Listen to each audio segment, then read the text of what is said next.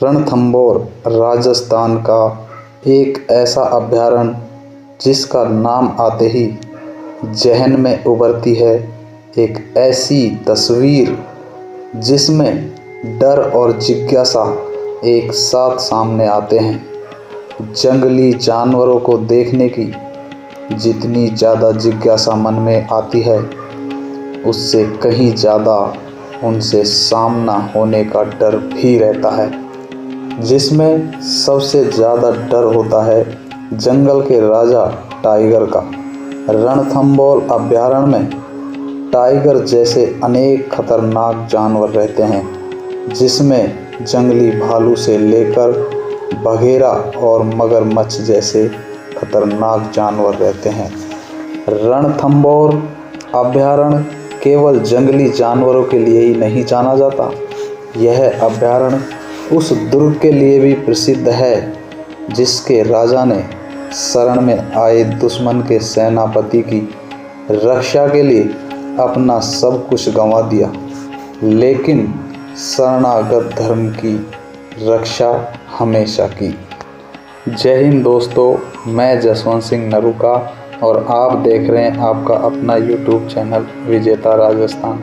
दोस्तों, आज के इस वीडियो में मैं आपको दिखाऊंगा रणथंभौर अभयारण्य का वो नज़ारा जो आज से पहले आपने कभी नहीं देखा होगा। दोस्तों, आज के इस वीडियो के माध्यम से मैं आपको रणथंभौर अभयारण्य का सफ़र कराऊंगा, साथ ही दिखाऊंगा उस दुर्ग को जो अपनी आन बान और शान के लिए जाना जाता है। दोस्तों, रणथंभौर दुर्ग एक ऐसा दुर्ग है जिसने अनेक लड़ाइयाँ लड़ी और आज भी अपनी शान से खड़ा हुआ है। रणथंभौर का नाम आते ही सबसे पहले जो तस्वीर उभरती है वो उभरती है टाइगर की। दोस्तों, रणथंभौर का सबसे खतरनाक जीव टाइगर है। इसके बाद मगरमच्छ, भालू, तेंदुए, बघेरा आदि अन्य खतरनाक जीव भी इसमें रहते हैं। तो दोस्तों, इसी के साथ जो तस्वीर उभरती है वो उभरती है रणथंभौर दुर्ग की, जिसे अपनी आन बान शान के लिए जाना जाता है। रणथंभौर दुर्ग का पहला जो दरवाज़ा आता है वो है दोस्तों नौलखा दरवाज़ा। ये जो आप दरवाज़ा देख रहे हैं ये नौलखा दरवाज़ा है। इसके बाद हम जैसे ही आगे बढ़ते हैं तो सामने एक मजबूत दीवार और बुलंद किला खड़ा सामने नज़र आता है दोस्तों, जिसकी ऊंचाई देखें तो हमें सर ऊंचा करके ही देखना पड़ता है। ऊंची पहाड़ी पर बना ये दुर्ग अपनी आन बान और शान के लिए जाना जाता है। इसके बाद जो दूसरा दरवाज़ा आता है उसे तोरण द्वार कहते हैं। 3 दरवाज़ों का समूह होने के कारण जिसे चौहान शासकों के काल में तोरण द्वार कहा जाता था, वहीं मुस्लिम शासकों के काल में अंधेरी दरवाज़ा कहा जाता था और जयपुर के राजाओं के समय में इसे त्रिपोलिया दरवाज़ा कहा जाता था। रणथंभौर दुर्ग का वास्तविक नाम रंतेपुर है। दोस्तों, यह दुर्ग अंडा आकृति वाली एक पहाड़ पर स्थित है। इस दुर्ग के निर्माण को लेकर इतिहासकारों में काफ़ी मतभेद पाया गया है। कुछ इतिहासकारों के अनुसार 8वीं शताब्दी के लगभग महेश्वर के चंद्रवंशी राजा रंती देव ने इस किले का निर्माण करवाया, लेकिन कुछ इतिहासकारों के अनुसार 944 ईस्वी में सपाल दक्ष के चौहान राजा रणथान देव ने इसे बनवाया। लेकिन सर्वाधिक मान्य तथ्य जो है वो दोस्तों यह है कि 8वीं शताब्दी के लगभग अजमेर के चौहान शासक राजा जयंत ने इस दुर्ग का निर्माण करवाया था। यह जो छतरी आप देख रहे हैं ये हम्मीर देव के पिता राजा जैत सिंह की छतरी है, जो कि 32 विशाल खंभों वाली छतरी है। दोस्तों, इस छतरी की ऊंचाई 50 फुट है, जिस पर बैठकर हम्मीर देव न्याय करता था। इस दुर्ग में अनेक ऐसे दर्शनीय स्थल है जिनको देखते ही मन प्रफुल्लित हो जाता है। दोस्तों, रणथंभौर का ये दुर्ग अपनी विशालता और अपनी अडिगता के लिए जाना जाता है। रणथंभौर दुर्ग में तराइन के द्वितीय युद्ध 1192 ईस्वी के बाद पृथ्वीराज चौहान तृतीय के पुत्र गोविंद राज चौहान ने चौहान वंश की नींव रखी थी। इस चौहान वंश का सबसे वीर और पराक्रमी राजा हम्मीर देव चौहान हुआ था। हम्मीर देव चौहान एक ऐसा वीर और पराक्रमी योद्धा राजा था जिसने अपनी शरण में आए शरणागत की रक्षा के लिए अपना सब कुछ न्यौछावर कर दिया था।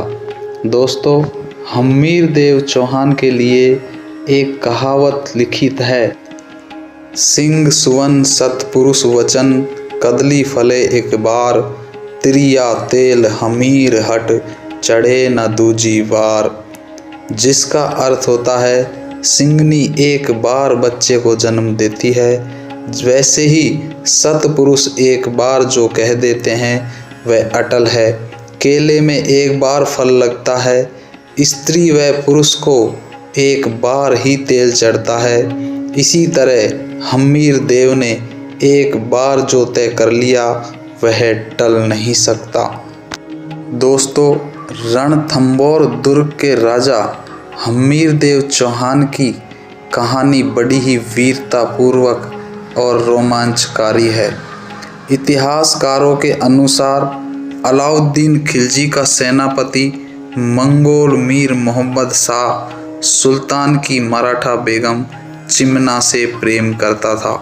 बेगम ने सेना नायक के साथ मिलकर अलाउद्दीन खिलजी को समाप्त करने का षड्यंत्र रचा, लेकिन खिलजी को इसका पता चल गया और मोहम्मद शाह वह बेगम वहां से भागकर हम्मीर की शरण में रणथंभौर दुर्ग चले आए।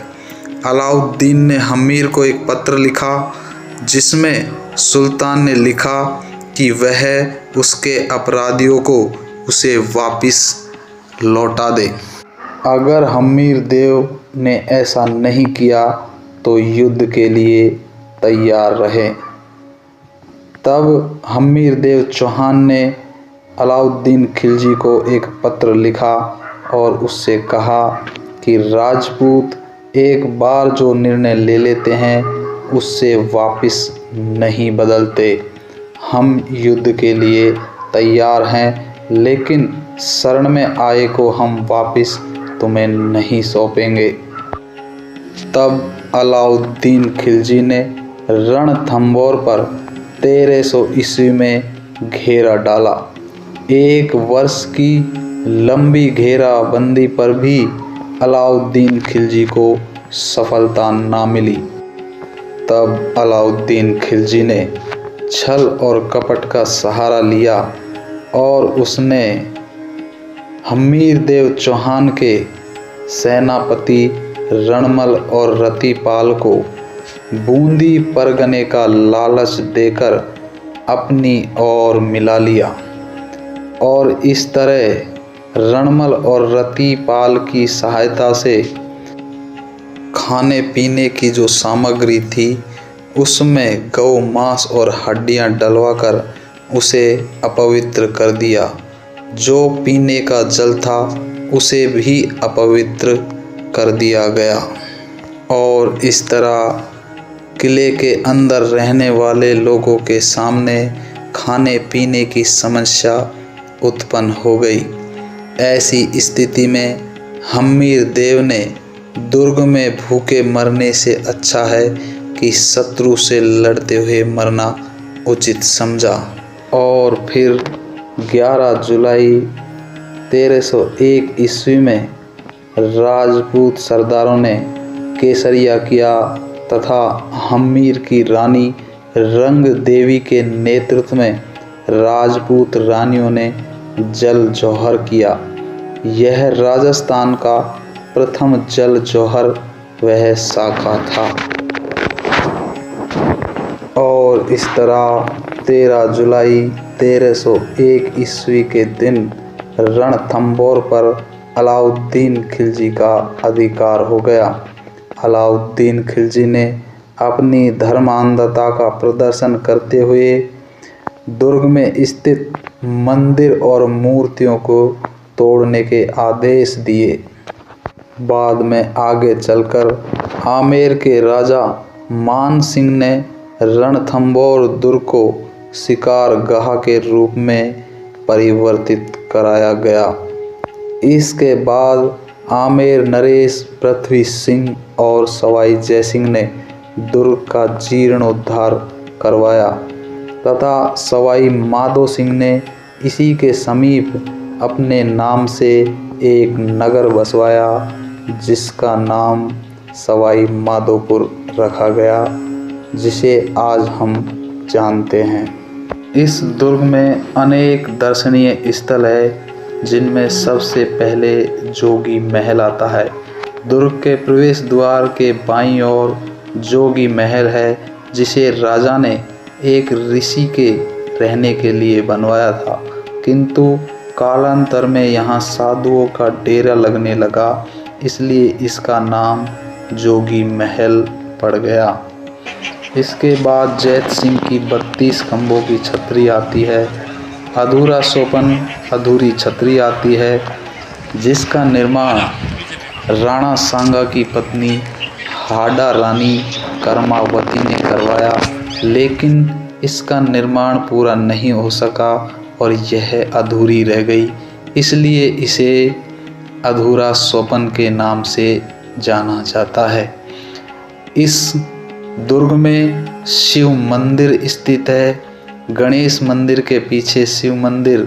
जनश्रुति के अनुसार अलाउद्दीन खिलजी को परास्त करके विजयी हम्मीर ने जब अपनी रानियों के जौहर की घटना सुनी तो उन्होंने अपने आराध्य देव शिव भगवान को अपना सिर काटकर अर्पित कर दिया। उसके बाद हम्मीर कचहरी आती है, जहाँ पर हम्मीर देव चौहान न्याय करता था। इसके बाद सुपारी महल आता है। इस दुर्ग में बना सुपारी महल भावनात्मक एकता का जीता जागता उदाहरण है, क्योंकि राजस्थान के एकमात्र रणथंभौर दुर्ग का सुपारी महल ही एक ऐसा स्थान है जहां एक ही स्थान पर मंदिर, मस्जिद और गिरजाघर बने हुए हैं, जो हिंदू, मुस्लिम तथा ईसाई संस्कृति के समन्वय का अनूठा उदाहरण पेश करते हैं। इसके बाद आता है हम्मीर महल। इस दुर्ग का मुख्य आकर्षण हम्मीर का महल है। दोस्तों, ये जो छतरी आप देख रहे हैं, ये है अधूरी छतरी, जिसे अधूरा सोपन के नाम से जाना जाता है। इसका निर्माण राणा सांगा की पत्नी हाडा रानी कर्मावती ने करवाया था। रणथंभौर दुर्ग में अनेक महल और सुंदर छतरियां बनी हुई हैं। दोस्तों, आगे आप देख सकते हैं, यह है वो तालाब जिसमें हम्मीर देव की पुत्री पद्मला ने जल जौहर किया था। दोस्तों, ये राजस्थान का पहला जल जौहर था। हम्मीर देव की पुत्री पद्मला के कारण जो जल जौहर इसमें हुआ, उसी के नाम से आज इस तालाब को जाना जाता है। दोस्तों, यही है पद्मला तालाब, जो अपनी सुंदरता के साथ कितना मनमोहक बना हुआ है। रणथंभौर दुर्ग काफ़ी बड़े एरिए में बना हुआ है। दोस्तों, अंडा आकृति पर स्थित यह दुर्ग अपनी आन बान और शान के लिए जाना जाता है। पहाड़ों के ऊपर बना ये दुर्ग अति सुंदर और मजबूत दुर्ग है। और रणथंभौर दुर्ग का सबसे सुंदर नज़ारा है त्रिनेत्र गणेश मंदिर। दोस्तों, रणथंभौर दुर्ग में स्थित यह गणेश मंदिर अपनी सुंदरता के लिए प्रसिद्ध है। यह मंदिर एक ऐसा मंदिर है जहाँ पर देश से ही नहीं विदेश से भी श्रद्धालु आते हैं और अपनी मनोकामना पूर्ण करवाते हैं। त्रिनेत्र गणेश जी का एकमात्र मंदिर रणथंभौर दुर्ग सवाई माधोपुर में ही स्थित है। दोस्तों, रणथंभौर दुर्ग में अनेक मंदिर और बावड़ियाँ, अनेक महल बने हुए हैं। दोस्तों, त्रिनेत्र गणेश जी का यह मंदिर काफ़ी सुंदर और विश्व प्रसिद्ध मंदिर है। यहाँ जो भी भक्त अपनी मनोकामना लेकर आते हैं, उनकी सभी मनोकामनाएं पूर्ण हो जाती है।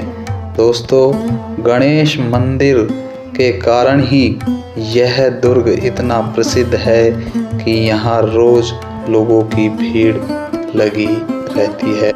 तो दोस्तों, इसी के साथ जय हिंद, जय राजस्थान।